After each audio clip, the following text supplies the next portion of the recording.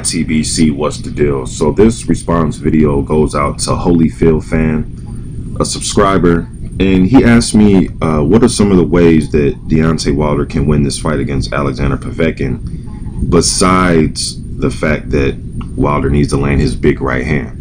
Well, besides the big right hand, I think Wilder needs to jab, jab, jab, jab, jab, and he has to control the distance of the fight. One thing Vladimir Klitschko was able to do was control the distance. He was able to do that in different ways, okay? The first way he was able to do it was just use his jab, stay on the outside, and circle Povetkin. That was one way.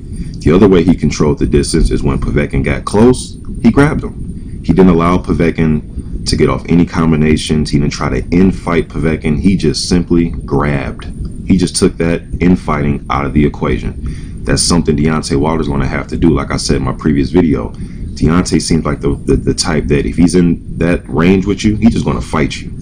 You know what I mean? Because he has confidence in his power, his hooks, his uppercuts, just in his power, period. I believe he has confidence that, hey, I'm going to fight you. I'm not going to grab. I can knock your ass out. I think that's the mindset he has. And it could work for him. It could work against him having that mindset. The smart thing to probably do is just grab. You know? I've even seen a defensive fighter like Floyd Mayweather just grab in those instances. Sometimes I'll see him outwork guys on the inside. I'm just bringing his name up because he's an excellent defensive fighter, and I've seen him just grab. So I don't think Wilder should be too proud to grab if he has to. Another way I think he could beat Povetkin is catch Povetkin on his way coming in. Even great fighters like Mike Tyson and Joe Frazier, the ultimate pressure fighters of the heavyweight division in history, they could get caught coming in. And what was one of the punches that can hurt those guys? Uppercuts. You've seen Frazier get hurt by Foreman with uppercuts. You've seen Tyson get caught with uppercuts from Douglas and Holyfield and guys that were able to beat him.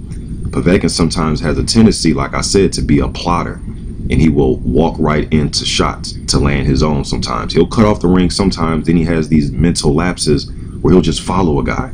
Doesn't matter if it's Andres Rizjic or if it's Klitschko or if it's Mario Swak. I've seen him do it.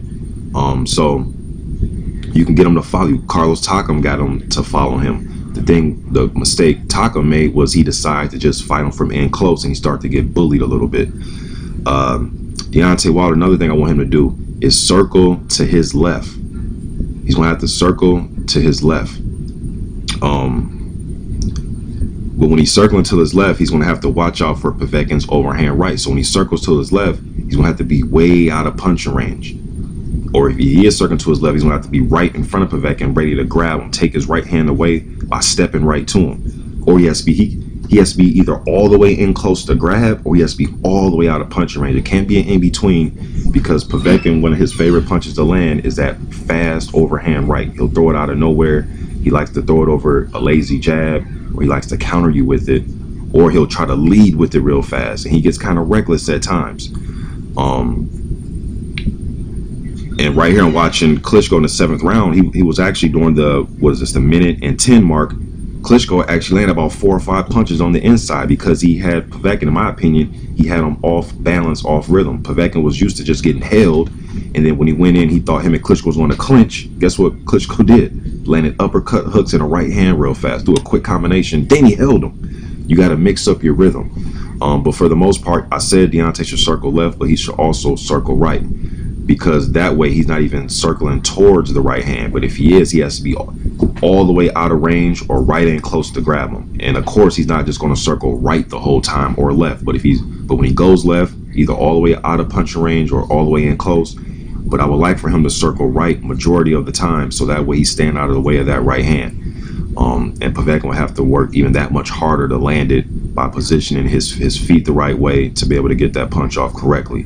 Because Povetkin likes to do things kind of textbook, and when you're really fundamentally sound, sometimes you can get caught up in trying to do everything textbook style because you have that fundamental, fundamentally grounded, boxing skills, the footwork, the head movement. So sometimes guys like that try to do everything just perfect. Povetkin can get reckless at times. I've seen him tired down the stretch in fights. I've seen him get really tired. So maybe Deontay Wilder can keep a jab on him and drag this fight to later rounds, and then start to find a home for those right hands, and maybe he can start walking Povetkin down a little bit. Who knows? One thing he can't do is go on the defensive without throwing any punches. If you do that, you're asking to be knocked out, or you're asking to lose a decision. Because if you start going backwards in Russia and you're not really throwing any punches, not being active, even if you are landing a jab here, a jab there, I don't think you're going to win a decision. Because I think Povetkin's activity alone was going to win that fight. Povetkin, when he likes to plot, he'll come in with his head straight up, and you can land that uppercut. That's what I was saying. The uppercut's going to be a key. And if you throw an uppercut, or especially a right hand uppercut, what's the punch that you want to finish it off with? A left hook.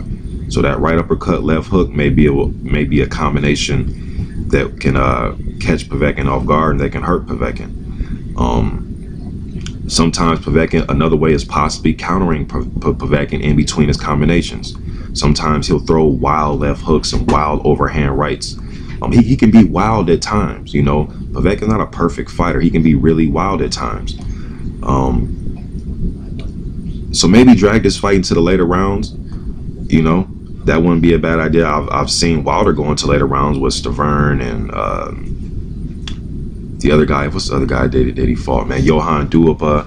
And even the Arthur Spilka fight was getting towards the later rounds before he ended it. But just keep a jab on Povetkin, circle Povetkin. When you're circling to your left, you got to stay way out of punching range, man, because he's going to throw it. I guarantee you, he's going to throw that overhand right. He might even do it with his eyes closed. He's just so programmed to throw that overhand right. And he likes to do it after you jab. He likes to counter your jab with it, especially if you're orthodox. He wants to counter your jab with it. And when he's bending down to crouch down and come right in at you, land that uppercut. I think Wilder's going to have to, because I haven't seen Wilder be an excellent fighter. So to me, you don't have to prove anything to us fans, man. If you need to hold Povetkin on the inside, hold him, but do it effectively. Mix it up. Just don't hold him the whole fight. You know, probably hold him, you know, invite him into 2, 3, 4 clinches in a row. And then the next time, throw a combination the way Vladimir did. Vladimir was mixing up the attack. That's how he was able to land some of his knockdowns. Because Povetkin looked like he was, you know, as if it was like watching him. He thought as if he was going to clinch with Vladimir, because that's what they've been doing the whole fight. Then out of nowhere, boom, boom, boom, Vladimir landed a quick combination on him. So those are just some of the ways I think Deontay Wilder can win this fight. I'm sure there's probably some other things I left out, but just a quick response video. If I forgot anything that I probably want to add, just do another video, right? YTBC, I'm out.